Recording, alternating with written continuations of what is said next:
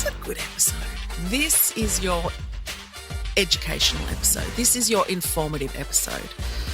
This is a really important episode.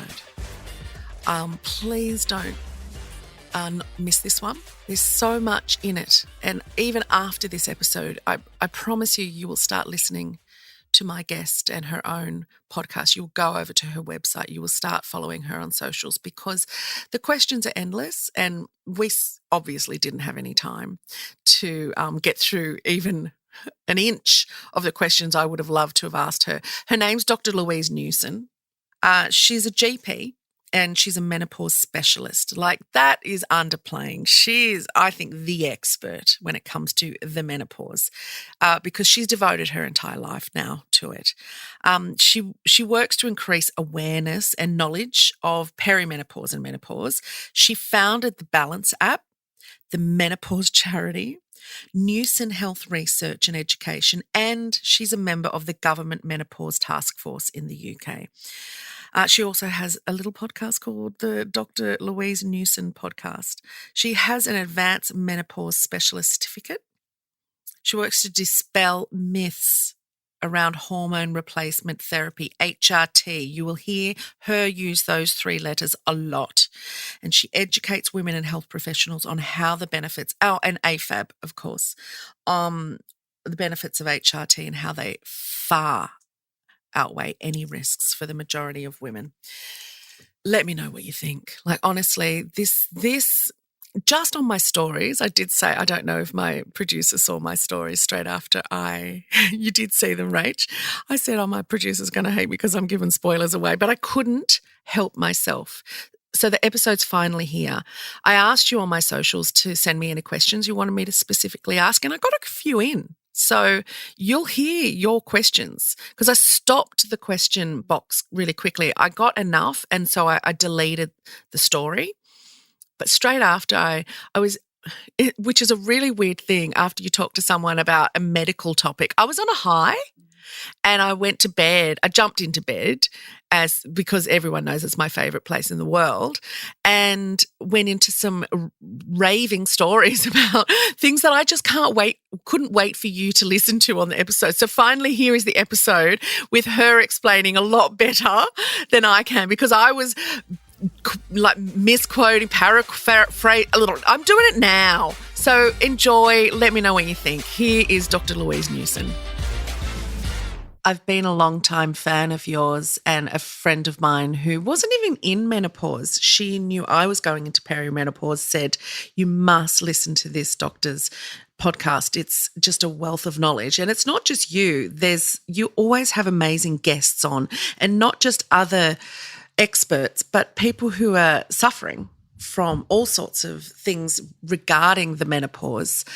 So I would just like to start by saying thank you so much for existing. Oh, thank you. And for doing the work that you're doing, because it is invaluable.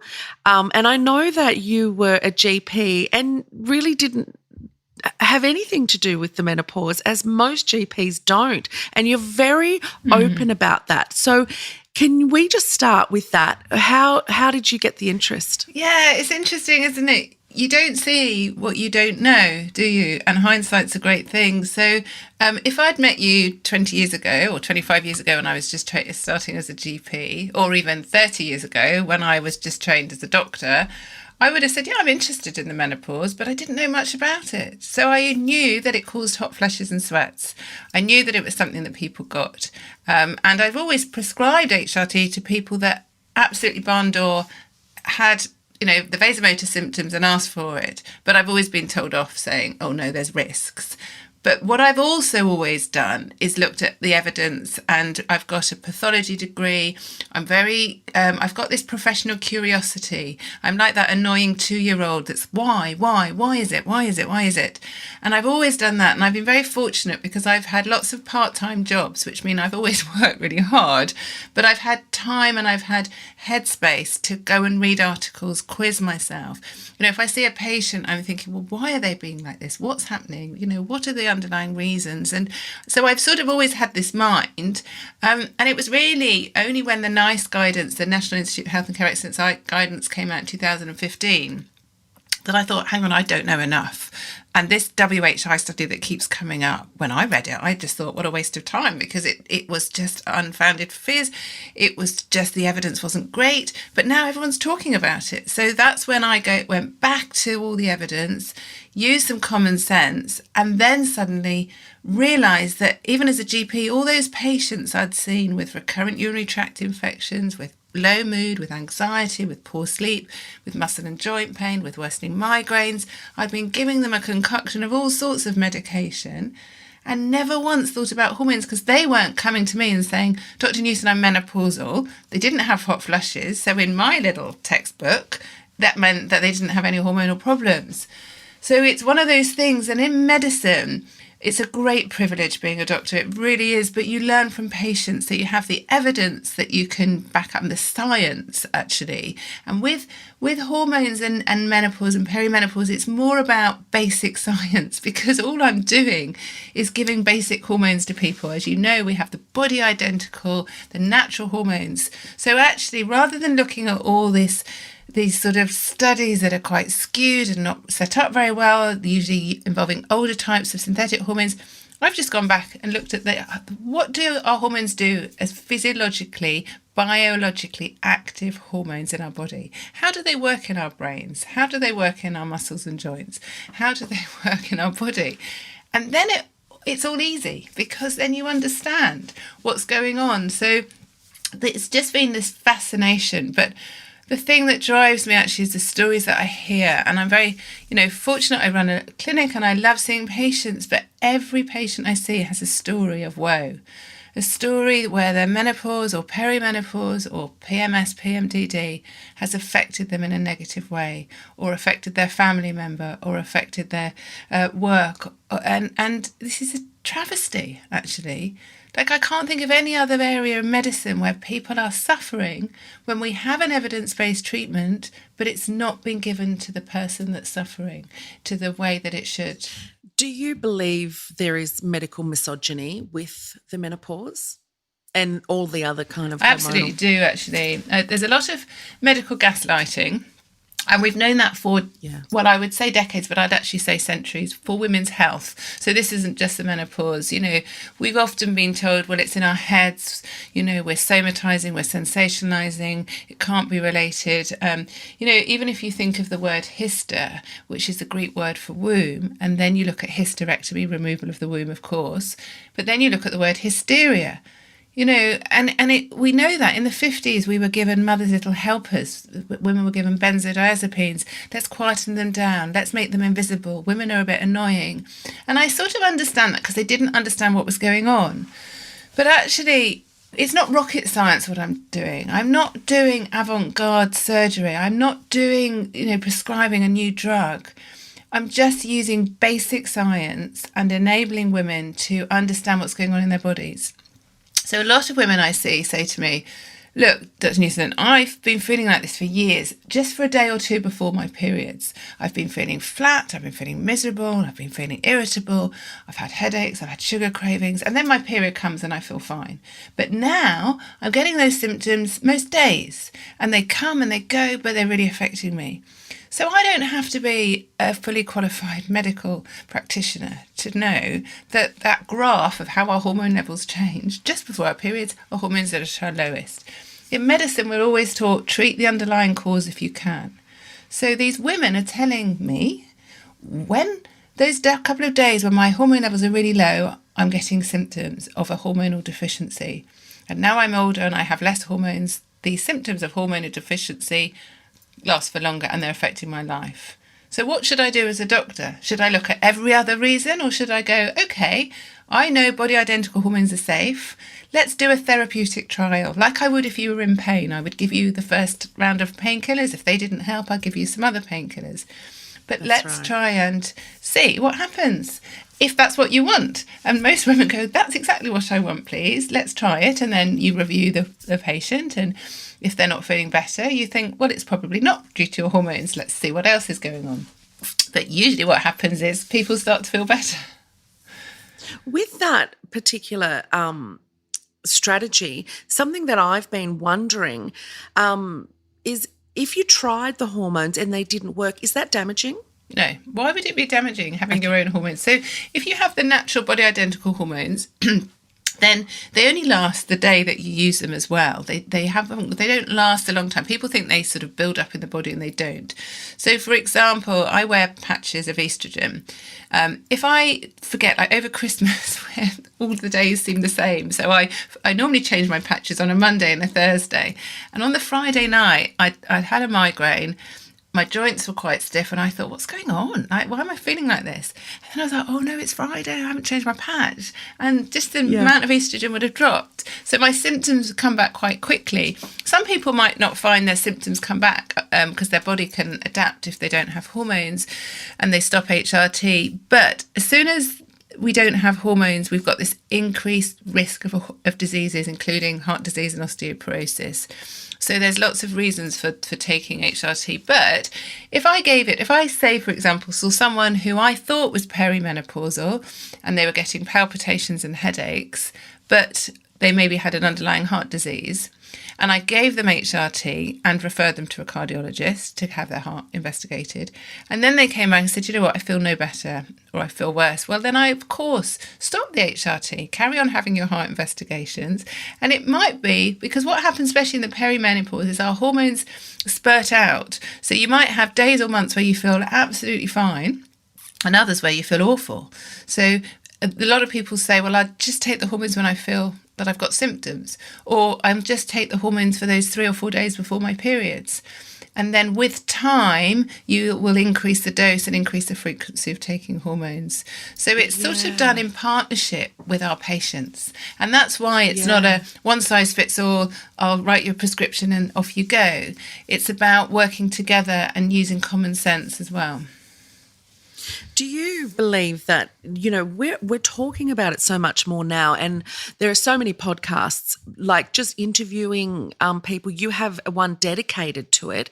But also I think social media has made a massive leap and bound as far as this kind of information, getting this, you know, really amazing information out there. Like on TikTok, you know, people really did think that it was just a young people's thing. And I love TikTok because I follow doctors and I get a short, sharp, succinct pieces of information without falling asleep because if something doesn't make sense to me. They've somehow figured out how to keep our attention, you know, in the world that we live in now, which is, you know, takeaway, short span attention, everything, and they giving us the right information. We've got other doctors who are debunking information that is dangerous or misinformation. I've got a few questions I put out to my followers today on my Instagram, and I've just got a few questions. So if you don't mind, Of course I do. Can we just kind of quick fire through those because they were quite good actually. And, you know, I think they're quite interesting. I've been listening to your podcast a lot, so I was reading some of these and thinking, well, I already know the answers because I've got your information. But these are from my actual listeners, so it will be really helpful for them. What peri/menopause signs should I be looking for given I have had a hysterectomy? So it's interesting, isn't it? So if we look at the definition of the menopause, it's about period stopping, and we're supposedly not supposed to have our periods for a whole year and then we can have that menopause badge. It's a ridiculous thing, actually, and I think it's very archaic and actually quite undermining for women. Why are we defined by our periods? Like, it's like our periods for most of us are a complete annoyance. And the best thing about being menopausal is not having periods. And the best thing about having a hysterectomy is not having periods as well for many women. So if you have a hysterectomy at a younger age, how on earth do you know? And it's a great question. There isn't a blood test, a saliva test, a urine test. Of course, there's loads available on the market, but they're not going to help, especially if that person still has their ovaries and they're perimenopausal, because as I've said, you'll still be producing some hormones. So you might do a blood test and say, oh, I've got some hormones in my body, I'm fine. Well, you might be at that second you had the blood test, but not at other times of the day. So usually what we do is say, you know, get a symptom questionnaire like the one on the Balance app. Download the free Balance app, look at the symptom questionnaire, get lots of information, read lots of information on the app, on our balance-menopause.com website, and listen to the podcasts. You know, just think, could this be related to my hormones? And having that knowledge is really important. If you think your symptoms are, that's when asking for HRT is not unreasonable, and see if it helps. Now, when women have had a hysterectomy, we usually start off by giving them estrogen on its own. So progesterone is an important hormone for many women, and it works all over the body, but we don't need it to protect the lining of the womb. So women can just start with estrogen, might need testosterone as well. And we know very reassuringly from the study that's sort of trying to show how awful HRT is, it showed that women who had a hysterectomy and only had estrogen HRT had a 23% lower risk of breast cancer, which is really reassuring. So actually, when I see women who've had a hysterectomy, I can't tell them any risks of taking HRT because there's a lower risk of breast cancer, which is a risk everyone worries about. Actually, the risk of clot, if they have estrogen through the skin as a patch, gel or spray, there's no increased risk of clot.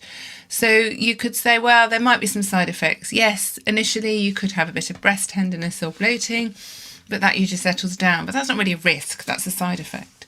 So if a woman has had a hysterectomy, they're almost lucky because there's no risk. I mean, this risk was with the older types of synthetic progestogens, which we don't usually prescribe anyway. So just to reassure your listeners that haven't had a hysterectomy. So absolutely, if you think your symptoms are related, then go and ask if you can have a trial of estrogen. Okay. And that study, the WHI study, which came out in 2000, and people just stopped taking HRT overnight. Doctors stopped prescribing overnight. It was such an incredibly dangerous time. And the next 2 decades, we've been fighting back to get, they've changed it to MRT to try to rebrand, get people. But it's not even the same HRT. It's not even the same estrogen, is it? No, you're absolutely right. And that's really important, actually. And it's pivotal when you look at this study because they gave oral estrogen. So it was a tablet, but it was actually the conjugated equine estrogens, which were derived from pregnant horses' urine, which we don't really use now, which you'll be pleased to hear. The HRT we prescribe is usually derived from yam plants.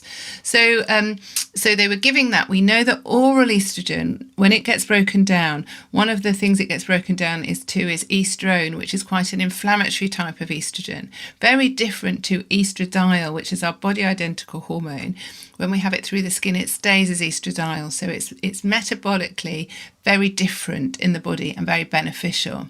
But they also gave medroxyprogesterone acetate, which is a type of synthetic progestogen, which paradoxically is in lots of contraceptive pills, lots of progesterone-only contraception, but people don't worry about that. It's only when we're menopausal they seem to worry. But anyway, that aside, we know that MPA, medroxyprogesterone acetate, has a small, and it is small, increased risk of heart disease, clot as well, and it can negate the cardiovascular protective effects of estradiol. So it's not and it also causes more side effects because it's synthetic. So when we give the natural hormones, they have the same natural processes that go on in our body. So they have this chemical reaction, if you like, in our cells, which is very beneficial. Our cells need our hormones. So the cells work a lot better. So then our organs work a lot better. If you give synthetic hormones, they might lock onto the receptor, but they won't have this cascade of biological chemical reactions occurring because they're not designed to do that. They're just designed to have a partial effect, if you like. So they won't have the same benefits, and they we know associated with small risk. But even this risk of breast cancer wasn't statistically significant, actually. And what all it also did, when you look back, this sort of supposed increased risk actually was in women who had been on HRT before that had a lower risk, and then they'd been given this synthetic hormones and the risk had gone up to the baseline. So it was still not increased, but it was just the way it was reported. We see that all the time. It's sensational reporting. It must be so frustrating for doctors. I find, like I said to my husband this morning, actually, I feel really sad because everything is against us having natural hormones, whereas we know there are risks of so many medications that we prescribe, including antidepressants, which are commonly prescribed for the low mood associated with the menopause and perimenopause. So no other medicine is unpicked and scrutinised in the way that HRT is. And I'm not That's quite right. sure why, other than there's no big pharma involved. No one's making big money out of it because it's actually very cheap. That has to be it. Yeah. That has to be it. Now, what you were just saying about before about the synthetic and the yams and everything kind of leads me to one of these other questions. Increasingly seeing ads for natural/herbal supplements to help with addressing hormone levels. Any validity to these? Any worth trying?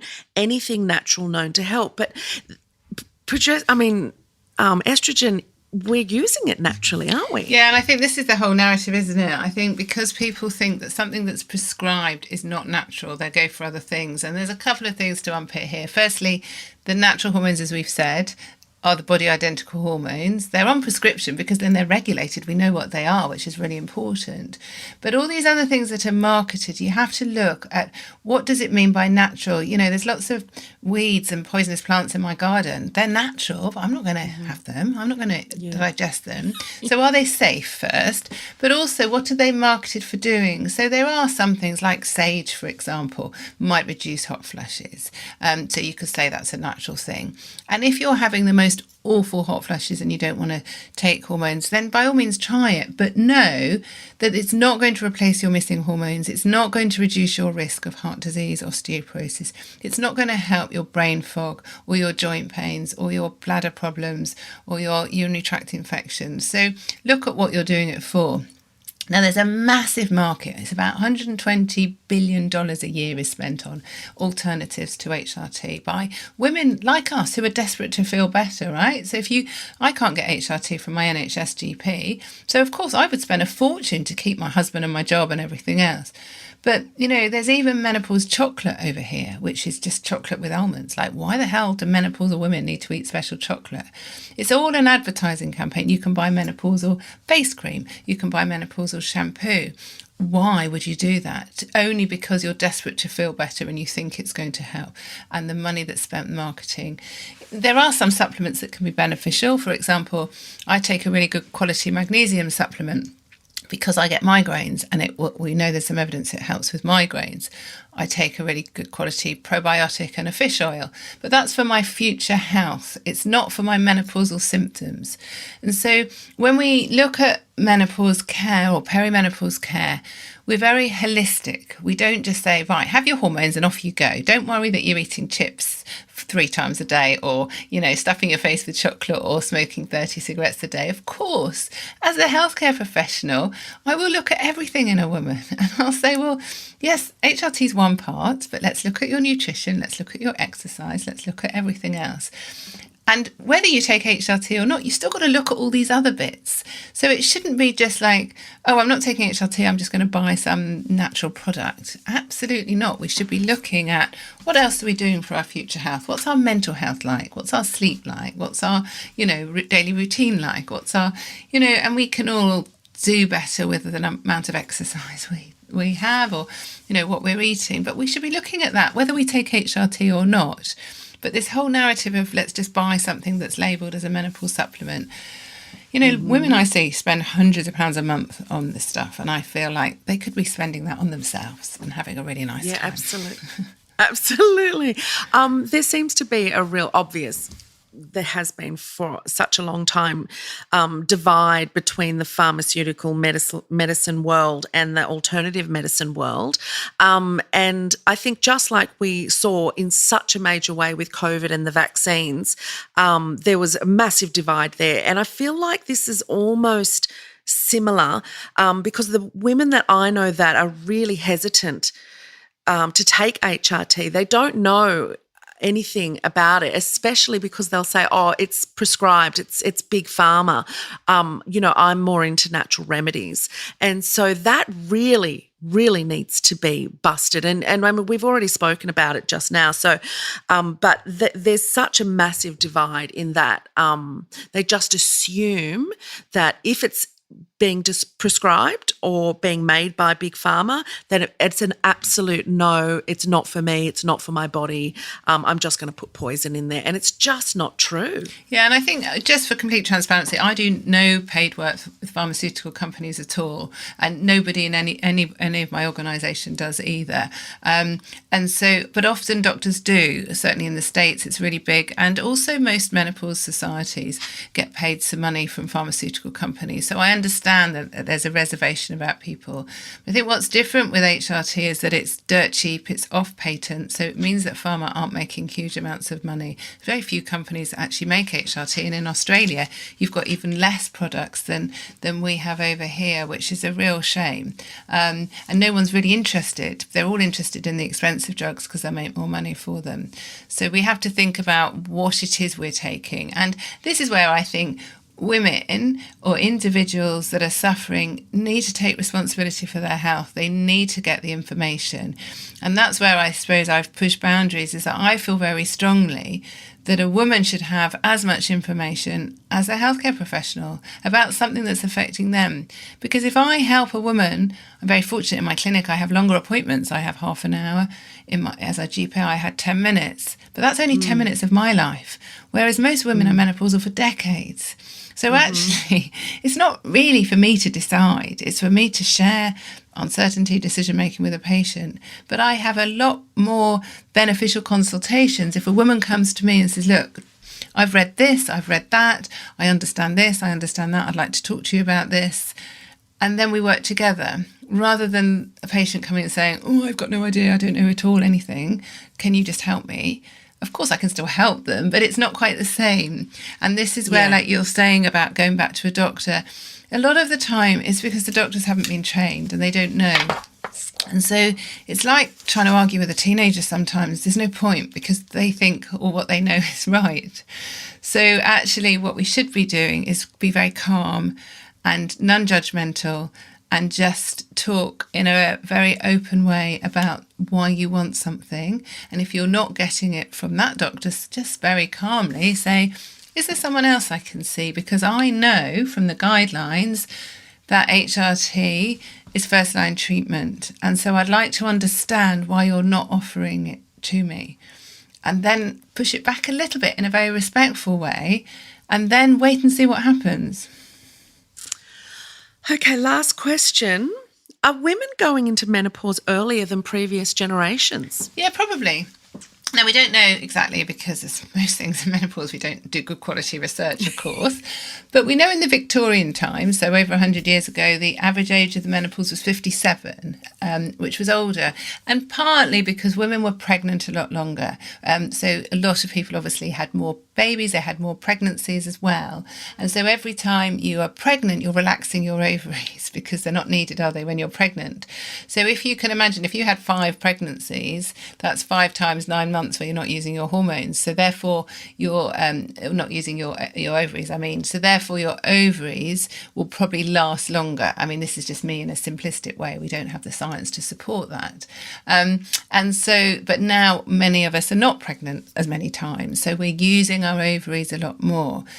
So I think there's that. There's other reasons why people have an earlier menopause. Now, we know it's probably about 1 in 30 women who have an earlier menopause. So in your, in a class of school children, one of them is going to have a menopause under the age of 40. And my youngest patient was 14 when she was menopausal. So people are younger. And I think that's always happened, but we haven't picked it up. Some studies have shown it can take 7 years for a woman who's young to have the diagnosis of early menopause made and see at least 7 different healthcare practitioners, because they often don't have hot flushes and sweats. They may or may not have period changes. So they're, put down to all these other symptoms. And so we don't know the true incidence of an earlier menopause. Everyone quotes the average age of the menopause is 51. But actually, I'm more interested in the perimenopause, when our hormones start to fluctuate, because that's the time you want to start taking HRT. And wouldn't it be nice that people start HRT when they're younger and the menopause is not even a thing? You know, I didn't want to wait until my symptoms were so horrendous that I'd given up my job and my husband had left me and my children hated me. You know, it was pretty bad, but it took me months to even diagnose what was going on. And that's me as a menopause specialist. But if we can get on and treat earlier, but we don't know. We just don't know. But I think actually a lot of these things, we can do loads of research looking at age, but does it matter? Actually, for that individual, it's happening to them at the time, whether they're 20, 30, 40, 50 or 90, and they've missed out on their sort of menopausal years because they were told they can't have HRT. You know, the oldest person I started HRT was a woman who was 90. For her 90th birthday, she came to the clinic. So it actually, age is just a number, and we're all sort of, physically younger than maybe our parents or grandparents were because we're working harder, we're multitasking more, we need more energy. You know, when my grandmother was my age, she, used to cook for her husband. That was the main thing she did in her day, and make sure the house was tidy. You know, I still mostly cook for my husband, but I don't make sure the house is tidy and I'm at home waiting for him. I get something out of the freezer that I'd cooked at the weekend, So it's a different thing, and what we want out of our life now is probably different as well. So I don't think we should spend a lot of time comparing ourselves or looking at ages. We should be just looking at ourselves and thinking, regardless of my age, am I getting symptoms that could be hormonal? And increasingly, we're seeing a lot of women in the clinic who have PMS and PMDD. And when we treat those women and then help them through their perimenopause, they really, their symptoms melt away. And that's what we should be doing. Yeah, well, that's what happened to me, exactly. Just one quick question, because I can't help, I just noticed this when I was reading the other one. One woman has asked, if I take a stronger patch of estrogen, will my sex drive be better? Possibly. So having the right dose and type of HRT is really important.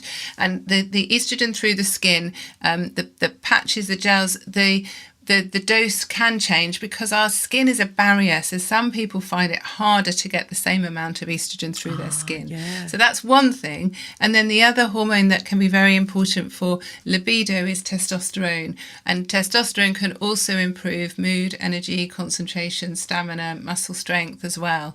And sometimes it's not just the systemic hormones. We use vaginal hormones as well, which can help. So there's a combination of things, but it's definitely worth talking through to a healthcare provider. Oh, thank you so much for your time. I really, really appreciate it. I know my listeners will appreciate it. Thank you very much. Thanks, Thank Louise. you.